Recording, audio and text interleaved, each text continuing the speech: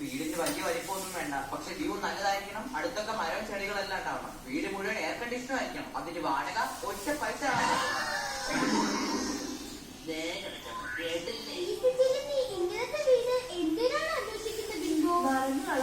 എന്തിനും മറന്നു കളയണം.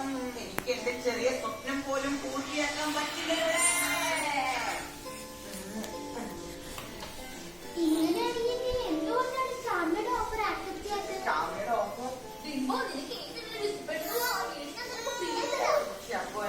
Seൽഫ് റെസ്പെക്ട് ഞാൻ കുടുംബത്തിൽ പിറന്നവനാ.